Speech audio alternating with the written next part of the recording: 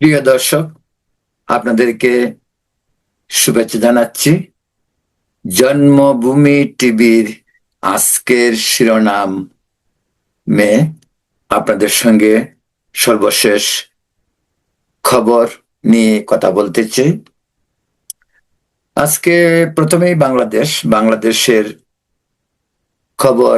আপনাদের সকলের জানা যে বিষয়টি আলোচিত এবং দেশের মানুষ উল্লসিত, দীর্ঘ 17 বছরের প্রবাস জীবনের সমাপ্তি টেনে বিএনপির ভারপ্রাপ্ত চেয়ারপারসন তারেক রহমান দেশে ফিরেছেন গতকাল। লক্ষ লক্ষ মানুষের ভালোবাসায় তিনি সিক্ত হয়েছেন। প্রথমেই তিনি ঢাকা বিমানবন্দর থেকে সরাসরি 300 ফিট এলাকায় যে সম্বর্ধনার যে মঞ্চ ছিল, সেই মঞ্চে তিনি হাজির হন। লক্ষ লক্ষ মানুষের সামনে তিনি সকলের দোয়া চান এবং তিনি একটি সংক্ষিপ্ত ভাষণে জাতিকে ঐক্যবদ্ধ করার কথা বলেন এবং সেখান থেকে তিনি সরাসরি অসুস্থ বেগম খালেদা জিয়াকে দেখতে হসপিটালে যান। তারেক রহমান মোটামুটি যে বিষয়টির উপরে ফোকাস করেছেন সেটা আগেই বলছি যে ঐক্যবদ্ধ। তিনি ঐক্যবদ্ধভাবে দেশ গড়তে চান। জাতি, ধর্ম, বর্ণ, পাহাড়ি, সমতল দেশের সকল শ্রেণীর মানুষের সাহায্য সহযোগিতা নিয়ে, সমস্ত রাজনৈতিক দলের সাহায্য সহযোগিতা নিয়ে তিনি দেশ গড়তে চান, এমনটি বার্তা দিলেন তিনি তার আগমনের। বিপুল জনসংখ্যা, সারা দেশ থেকে আগত মানুষের উপস্থিতি তারেক রহমানকে দেশে আসার জন্য মানুষ কতটুকু উদ্গ্রীব ছিল তা সম্ভবত বুঝিয়ে দিয়েছে। তারেক রহমানের প্রতি ভালোবাসা, দলের প্রতি ভালোবাসা, দেশপ্রেম তো বটেই, উপরন্তু যে বিষয়টি মনে হয়েছে সেটা হলো দেশের মানুষের প্রচন্ড ক্ষোভ দেশের আর্থসামাজিক রাজনৈতিক অবস্থার পরিপ্রেক্ষিতে এবং ডক্টর ইউনূস সরকারের সীমাহীন ব্যর্থতার কারণে মানুষ প্রতিবাদেও তারেক রহমানের অনুষ্ঠানে যোগদান করেছে, প্রচন্ড শীতকে উপেক্ষা করে। এবং তিনি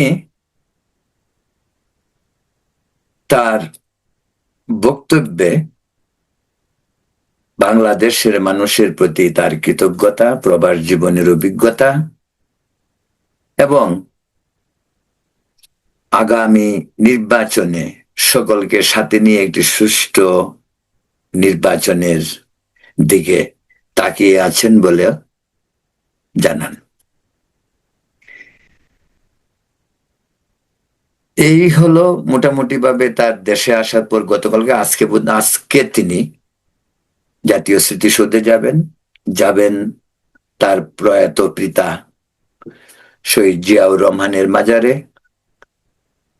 এভাবেই তার পর্যায়ক্রমে হয়তো বিভিন্ন অনুষ্ঠান চলবে।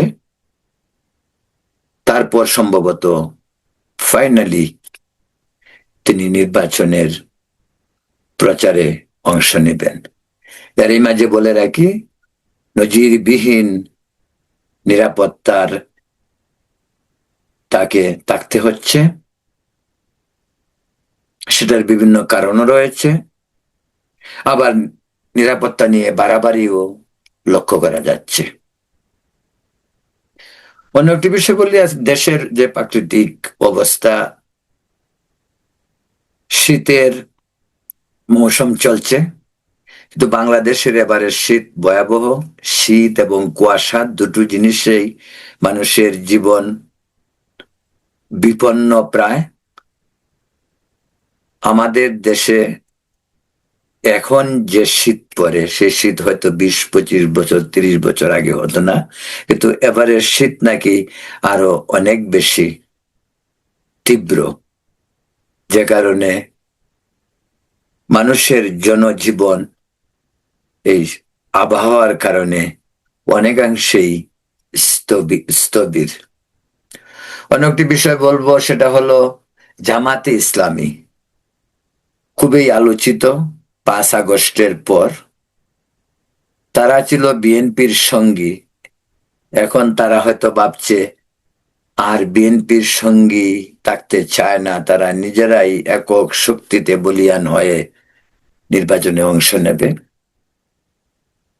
যদিও তাদের একটি গ্রুপও রয়েছে, 8টি ইসলামিক দল, তার মাঝে সম্ভবত, যেটা আজকের খবর, চরমনাই পীর এবং মমিনুল হক, তাদের দল সম্ভবত জোট থেকে বেরিয়ে যাচ্ছে এমন শোনা যাচ্ছে। আবার জামাত জোটে আবার অংশ নিচ্ছে এনসিপি। এই বিষয়টি আজকে 2 দিন যাবৎ আলোচিত হচ্ছে যে এনসিপি হয়তো জামাতের সঙ্গে সরাসরি যুক্ত হয়ে নির্বাচনে অংশগ্রহণ করবে। আমেরিকা আবার নাইজেরিয়ায় ড্রোন হামলা থেকে শুরু করে মিসাইল হামলা শুরু করেছে, কারণ নাইজেরিয়া খ্রিস্টানদের উপর যে আক্রমণ হয়েছে, সেই আক্রমণের কারণেই আমেরিকা এই পথ বেছে নিয়েছে বলে ট্রাম্প প্রশাসন জানিয়েছেন। পাশাপাশি তারা কিন্তু আবার সিরিয়াতেও তারা ড্রোন হামলা এবং মিসাইল হামলা করেছে সিরিয়ানদের উপরে। অন্য একটি খবরও জানা যায় যে আমেরিকা চায় না ভারত এবং চীন দুজনের বন্ধুত্বটা হোক, যে কারণে আমেরিকান প্রশাসন থেকে বলা হচ্ছে যে চীন ভারতের প্রতি আগ্রাসনের মনোভাব নিয়ে অরুণাচল প্রদেশ, যেটা অরুণাচল রাজ্য ভারতের, সেটাকে দখল করতে চায় এরকম।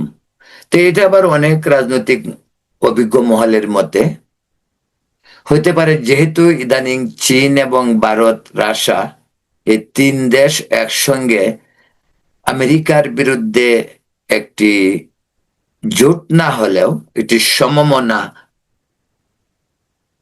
প্রক্রিয়ায় এগুচ্ছে। সেই পরিস্থিতিতে ভারত চীনের মাঝে দ্বন্দ্ব তৈরি করতে হয়তো আমেরিকা এই উদ্যোগ নিয়েছে কিনা সেটাও বলা উচিত বলে অনেক রাজনৈতিক ব্যক্তিত্ব মনে করছেন। চীন এবং ভারত বন্ধু হিসাবে পারস্পরিক সমঝোতার মাধ্যমে বন্ধুত্বের হাত বাড়িয়ে দিক, সম্ভবত আমেরিকা সেই বিষয়টি চায় না। আজ ছিল খ্রিস্টান সম্প্রদায়ের সবচেয়ে বড় ধর্মীয় দিন, জিসাস ক্রাইস্টের জন্মদিন। এদিনে সারা পৃথিবীর খ্রিস্টান সম্প্রদায় গোটা করে এই দিনটি পালন করে। আজকের এই দিনে আমি খ্রিস্টান সম্প্রদায়ের সকলকে প্রীতি ও শুভেচ্ছা জানাই। বড়দিন উপলক্ষে আমেরিকা সহ পৃথিবীর বিভিন্ন দেশে, বিশেষ করে আমেরিকায়, যেহেতু আমরা নিউ ইয়র্কে থাকি, সেই নিউ ইয়র্কে বড়দিনের যে আলোকসজ্জা হয় সর্বত্র চোখে পড়ার মতো। ম্যানহাটনের 5th এভিনিউর সেন্ট প্যাট্রিক্স চার্চে ভ্যাটিকান সিটির মতোই বড়দিনের প্রথম প্রহরে বিশাল জনসমাগম ঘটে এবং আমেরিকান রকফেলার সেন্টারেও বিশাল বড় ক্রিসমাস ট্রি তে আলোকসজ্জা করা হয়, যেটি অত্যন্ত আকর্ষণীয় এবং এটি ট্রেডিশনালি আমেরিকাতে, অন্তত আমি বলতে পারি অন্তত 100 বছর যাবতেই এই যে বিষয়টি চলছে। আমি নিজেই 40-45 বছর যাবত দেখে আসছি। তো গেল বড়দিনের ইসে। এরপরে যেটি বিষয়টি বললাম, যে আপনাদেরকে আরেকটি কথা বলে রাখি, যে ভারত বাংলাদেশ সম্পর্কের প্রচন্ড অবনতি, অন্তত ভারতীয়রা তাই মনে করে। বাংলাদেশে যে পরিমাণ ভারত বিরোধিতা, সেই প্রেক্ষিতে ভারতের অনেকেই মনে করে ভারত বিরোধিতা বাংলাদেশে একরকম সমস্ত সীমা লঙ্ঘন করেছে। এই প্রেক্ষিতে একটি একটি খবর, যদিও খবরটি আমার কাছে খুব ভালো লাগেনি, তবু খবরই বলতে হবে। সেটা হলো যে ভারতের পশ্চিমবঙ্গ থেকে শুরু করে পশ্চিমবঙ্গ বা আসামের সমস্ত এলাকাতে বাংলাদেশিদের যারা ভ্রমণ করতে যাবে তাদের উপর এক ধরনের অন্যায়ই বলবো, যে তাদেরকে নাকি হোটেল দেওয়া হবে না। বাংলাদেশি হলেই তারা সেখানে হোটেল পাবে না, এবং হোটেল পেতে গেলে তাদের অনেক ধরনের ব্যাগ পেতে হবে। এই জিনিসটা কোনো অবস্থাতেই কাম্য না। আমি মনে করি যে এই বিষয়টি এক ধরনের, কি বলবো, যে এক ধরনের অন্যায় কাজ। সেটা সেটা কোনো অবস্থাতেই মেনে নেওয়া যায় না। ময়মনসিংহের দীপু হত্যাকাণ্ডের পর রেশ কাটতে না কাটতেই গতকালকে আরেকটি ঘটনা ঘটেছে রাজবাড়িতে। সেটা হলো, রাজবাড়িতে যে ঘটনা ঘটেছে, একটি তরুণ ছেলে যার নাম অমৃত মণ্ডল, তাকে গণপিটুনিতে হত্যা করা হয়েছে। দীপু দাসকে যেমন হত্যা করা হয়েছে ধর্ম অবমাননার অভিযোগে, কিন্তু অমৃত মণ্ডলের বেলায় অজুহাতটি হলো সে নাকি সন্ত্রাসী ছিল। একের পর এক এই ধরনের ঘটনা ঘটলে দেশের একটি ধর্মীয় সংখ্যালঘু সম্প্রদায়, তাদের অবস্থা কি হইতে পারে? তাদের জান মালের নিরাপত্তা এবং শান্তিতে দুসম্প্রদায়ের মাঝে যে সহাবস্থান, সেটা কতটুকু শান্তিপ্রিয় হতে পারে? হিন্দুদের মনে ভয় আতঙ্ক বিরাজমান। এরই মাঝে আবার চট্টগ্রামের রাউজানে কয়েকটি হিন্দু বাড়িতে, হিন্দু পল্লীতে আগুন দেওয়া হয়েছে। নিশ্চয়ই আপনারা এই খবরগুলি বাংলাদেশের কাগজেই দেখেছেন। এই অবস্থায় হিন্দুদের মনে ভয় আতঙ্ক বিরাজ করছে। পাকিস্তানের প্রধানমন্ত্রী আছে শাহবাজ শরীফ, কিন্তু প্রধানমন্ত্রীর গুরুত্ব আছে বলে মনে হয় না। সেনাবাহিনী আসিম মনির, তিনি সব, এবং আন্তর্জাতিকভাবেই তাকেই গুরুত্বটা দেওয়া হচ্ছে সবচেয়ে বেশি। তিনি গতকাল লিবিয়া গিয়ে বলেছেন সমস্ত মুসলিম বিশ্বকে ঐক্যবদ্ধ হতে হবে আল্লাহর নামে। খুবই ভালো কথা। এটা তো সবসময় বিষয়টি আলোচিত, যে 57টি মুসলিম দেশ থাকার পরেও মুসলিম দেশগুলি ঐক্যবদ্ধ হতে পারে না। আজকে পাকিস্তানের সেনাপ্রধান মুনিরের আহ্বানে যদি সমস্ত মুসলিম বিশ্ব এক হয় এবং শান্তির পক্ষে কাজ করে, আমি মনে করি সেটা অত্যন্ত ইতিবাচক দিক, প্রশংসা করতেই হয়। কিন্তু আদৌ কি মুনির শান্তির বার্তা দিচ্ছেন, নাকি মানুষকে বিভক্তির বার্তা দিচ্ছেন? মুসলিম সম্প্রদায়কে আন্তর্জাতিক সম্প্রদায়ের সঙ্গে হাতে হাত মিলিয়ে, কাঁধে কাঁধ মিলিয়ে অন্তত এই যুগে কাজ করতে হবে। সন্ত্রাস, ধর্মান্ধতা, নৈরাজ্য কোনো অবস্থাতেই একে অপরের সঙ্গে বন্ধুত্বের সহায়ক হতে পারে না। যে কারণে আজ সারা পৃথিবী জুড়ে ইসলামোফোবিয়া কাজ করছে, সেটা খুব দুঃখজনক। এক সম্প্রদায়ের সাথে আরেক সম্প্রদায়ের ব্যবধান, দূরত্ব, ঘৃণা সমাজকে এক সম্প্রদায় থেকে আরেক সম্প্রদায়কে বিচ্ছিন্ন করে ফেলে। তার পরিণতি হয় অত্যন্ত ভয়াবহ। তার ছবি আমরা পৃথিবী জুড়েই বিভিন্ন দেশেই দেখতে পাই।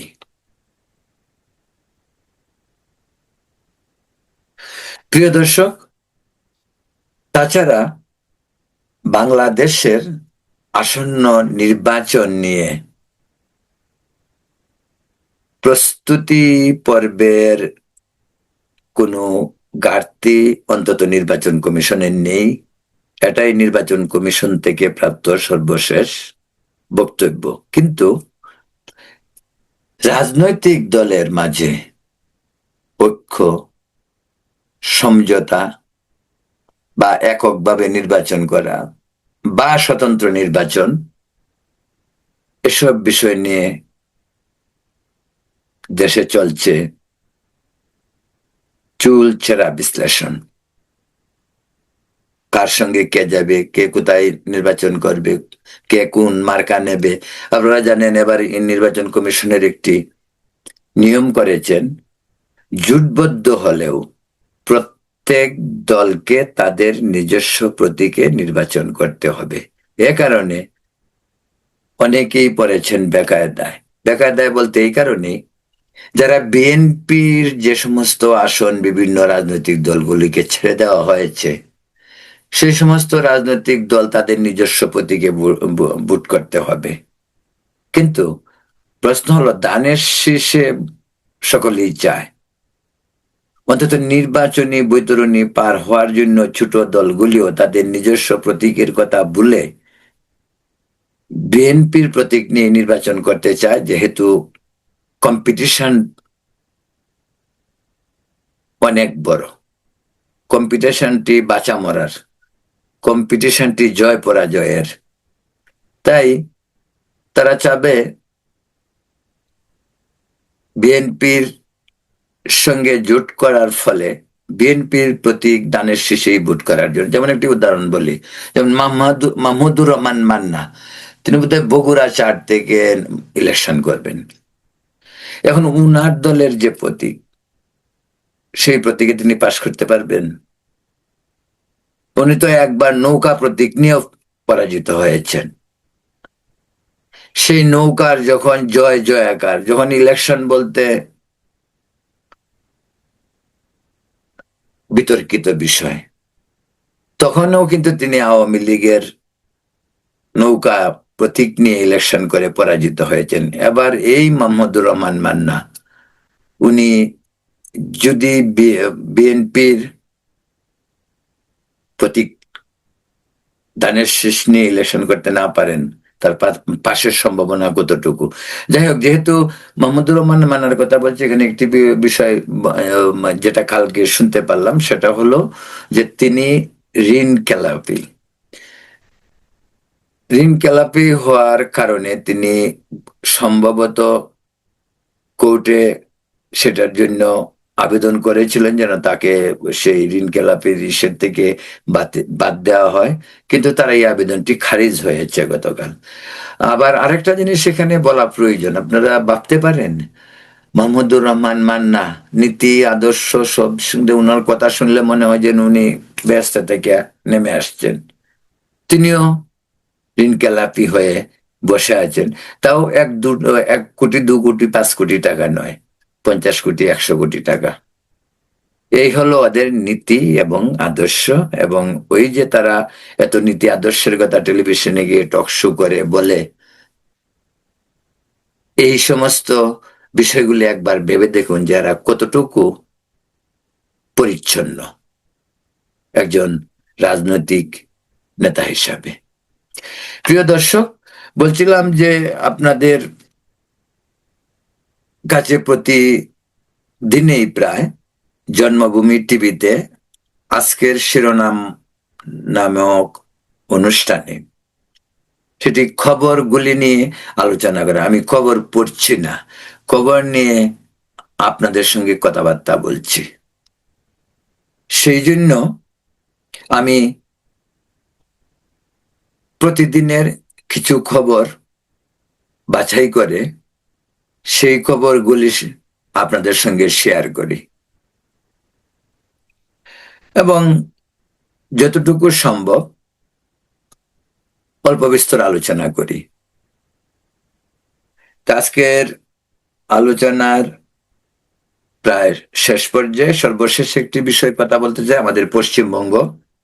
আপনারা জানেন